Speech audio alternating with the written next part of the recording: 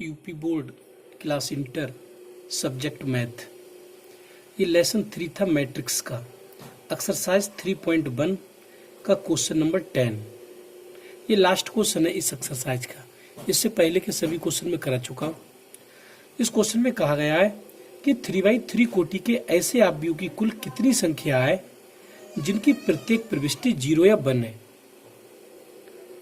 तो 3/3 का हमें आव्यूह ढूंढना है और उनके एलिमेंट हम 0 लिख सकते हैं या 1 लिख सकते हैं। तो ये क्वेश्चन समझने के लिए मैं कुछ आपको एक्स्ट्रा समझा रहा हूँ। पहले इसे समझें तभी ये क्वेश्चन समझ में आएगा। वैसे तो छोटा सा ही क्वेश्चन है, लेकिन समझने के लिए जो मैं यहाँ पर आपको समझा रहा हूँ उस पर ध्यान दें। जैसे मैं आपसे कहूँ कि एक मेरे लिए आव्यूह लिख कर दिखाओ ए, और वो आव्यूह कोई ए आव्यूह है, ए आई जे लिख दे रहे हैं, लेकिन इसका ऑर्डर 1/1 का है। 1/1 का मतलब एक रो एक कॉलम, और इसके एलिमेंट मैंने कह दिया या तो आप 1 लिखेंगे या 4 लिखेंगे। 1 या 4 इसके एलिमेंट लिखेंगे। तो आप इसे कैसे लिखेंगे? 1/1 का लिखना है तो ये आप भी कैसे लिख सकते हैं? तो हमें 1 और 4 एलिमेंट लिखना है और 1/1 का लिखना है, तो एक आप भी तो हम यही लिख सकते हैं। ये इसमें एक रो एक ही कॉलम है, इस प्रविष्टि के द्वारा लिख गया। ये एक आप भी उसके द्वारा और लिख सकते हैं, हम 4 ही लिख देते हैं हम, केवल 4। तो ये भी 1/1 का है, 1/1 का ही हमें लिखना है, तो एक रो एक ही कॉलम। अब आप नहीं लिख सकते क्योंकि और प्रविष्टियां ही नहीं है। 1/1 का ही है। अगर 2/2 का होता तो थोड़ा वो भी बताऊंगा अभी। तो ये केवल 2 आव्यूह बन सकते हैं इसके द्वारा। तो कुल आव्यूह की संख्या, कुल आव्यूह कितने बने? 2 बने। 2 1 2 आव्यूह बने। अब अगर मैं ये कह देता आपसे एक आपको आव्यूह लिखना है,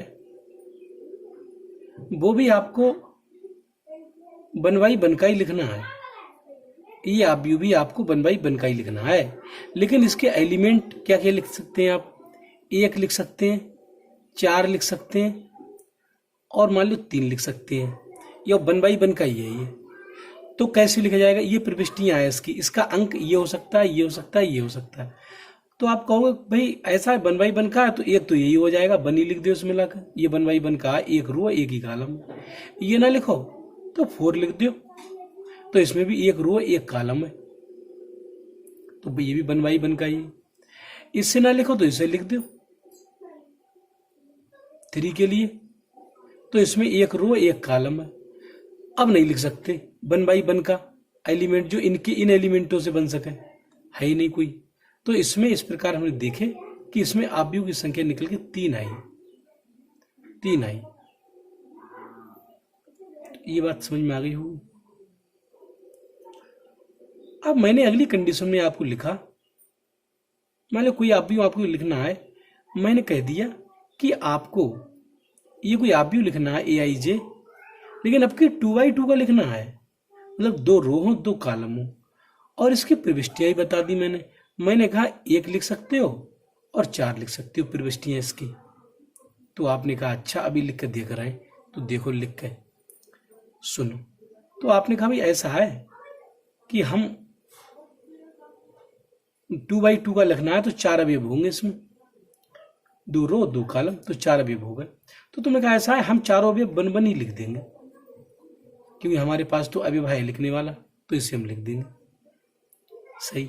ये भी कह सकते थे आप, ये भी कह सकते थे ये कि हम चारों अवयव 4 ही लिख देंगे, क्योंकि प्रविष्टि या तो बनाएगी या 4 आएगी, तो एक हमने 1 वाली लिख दी, एक 4 वाली लिख दी। अब कोई ये आवश्यक थोड़ी है कि इसकी प्रविष्टि हमने 1 लिख दी तो इसकी हम 4 नहीं लिख सकते, हम 1 4 इसमें लिख सकते हैं। तो मैंने क्या काम किया, अब की बार में ये वाला आव्यूह, इसकी पहली प्रविष्टि को मैंने चेंज कर दिया, 4 से लिख दिया 4, तो और ये 1 ही रखे। ये एलिमेंट इसे 4 से कर दिया, लिख सकते हैं क्योंकि प्रविष्टि है हमारी, 1 लिख सकते हैं 4 लिख सकते हैं। तो हमने इस 1 को बदल दिया। अब ये 4 आवश्यक नहीं, यही लिखते, हम यहां भी लिख सकते थे। तो अब मैं एक आव्यूह और लिखूंगा अभी, इसे ध्यान दें। तो ये आव्यूह ऐसे भी लिखा जा सकता था, ऐसे हम 4 यहाँ नहीं लिखते, हम तो 4 यहाँ पर लिखते लाकर, यहाँ बनी लिखा रहता, 4 इधर बढ़ा देते और ये बनी, तो ये अभी बदल गया। ऐसा भी जरूरी नहीं था, हम ऐसा लिख सकते थे 1 4 यहाँ ले आते और यहाँ बनी लिखा रहने देते, ये भी आवश्यक नहीं था। ऐसे लिख सकते थे 1 1 4 यहाँ ले आते। अब अगर हम 4 को यहाँ ले आएंगे तो हमारी यही कंडीशन यहाँ से बनने लगेगी, फिर यहाँ से बनने लगी यहाँ से, तो अब हम इसे यहीं रखेंगे। अब हम यहीं से फिर से देखेंगे, यहीं से हमने क्या काम किया। अब की बार में ये एलिमेंट हमने 4 से चेंज किया था, ये भी हम 4 से ही चेंज कर दे रहे हैं, ये दूसरा वाला, तो ये 4 4 हो जाते हैं आपके 2 एलिमेंट, ये बनी रहते। ऐसा लिख सकते थे हम, तो प्रिविष्टि 1 और 4 दोनों की है, कोई सा भी लिख दे इसमें से। अब हम इस 4 के लिए तो यही रखते, इसको नीचे बढ़ा देते, यहाँ 1 लिख देते, 4 यहाँ लिख देते और ये 1 ऐसा ही, तो यहाँ लिख सकते थे हम। ऐसा भी लिख सकते थे हम कि 1 4 1 1 और 4 को यहाँ ले लेते, यहाँ ले लेते 4 के लिए, तो ऐसा हम लिख सकते थे, ऐसा लिख सकते थे। तो ये बात शायद आप लोगों की समझ में आई होगी। और भी बदल सकते हैं, और भी बदल कर सकते हैं। सुनो, ये वाला 4 यहाँ कर देते और ये वाला 4 यहाँ कर देते, तो फिर ये वाली कंडीशन रूटेड हो जाती, ये वाली ये 4 4 वाली हो जाती फिर से। तो ये यहीं रोकना पड़ेगा, इसके लिए यहीं रोकना पड़ेगा, क्यों दोबारा फिर से कंडीशन बदले रही तो यही कंडीशन आ जाएगी निकल। अब मैं ये वाला हमारा एक मैट्रिक्स रह गया, ये वाला ये 4 है, इसका पहला एलिमेंट में 1 से चेंज कर दे रहा हूँ। अब की बार में 1 से चेंज कर दिया मैंने और इसे 4 4 ही रखी एलिमेंट हो, तो हम ऐसा भी एक मैट्रिक्स बना सकते थे, क्योंकि हमारी प्रविष्टियां जो थी 1 और 4 थी, 1 और 4 इनमें से कोई भी अवयव हम लिख सकते हैं। अब ऐसा भी हो जाता कि ये 1 यहाँ हम कर देते, यहाँ कर देते, तो ये तो 4 से ही लिखा रहता, ये 1 यहाँ कर देते और बाकी 4 4 ही लिखे रहते। अब ये 1 बढ़ेगा, इधर बढ़ेगा, यहाँ ऐसे चलेगा, तो अब हम यहाँ ले आएंगे से, तो 4 4 1 यहाँ लाएंगे, यहाँ 4, ऐसा भी लिख सकते थे हम।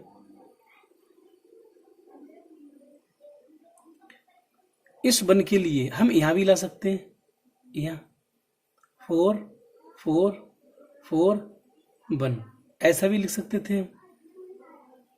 अभी ऐसा कहीं नहीं बना है, क्योंकि इसमें 4 3 बार है, 3 बार इसमें कहीं नहीं थे, तो ये अलग तरह की कंडीशन है। अब अगर हम एक को यहाँ ले आते तो फिर से यही कंडीशन रिपीट हो जाती, ये वाली, तो इसे हम यही बंद करेंगे, इसे नहीं लिखेंगे। अब लिख सकते हैं हमने, अब कि हमने इसके जो एलिमेंट थे वो 2 एलिमेंट 1 से चेंज कर दिए, 1 से, ये भी 1 से, ये भी 1 से, तो ये तो 4 और 4 ही रहेगा। अब ये एलिमेंट इधर आएगा उठ के, हम ऐसे भी लिख सकते थे इसे 1 और यहाँ 4 और 1 यहाँ आ जाता और ये 4 यहाँ आ जाते, ऐसा लिख सकते थे हम। तो ये 2 1 से, तो ये 4 1 4।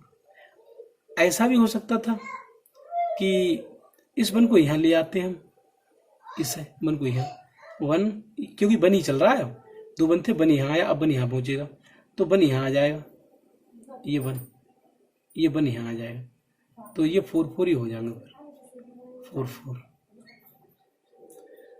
अब यदि हम 1 को यहाँ ले जाते, यहाँ ले जाते 1 को, तो 1 ये यहाँ रुकता, तो 1 1 और 4 4 होती, तो ये कंडीशन में लिख दिए 1 1 4 4 वाली लिख दिए ना।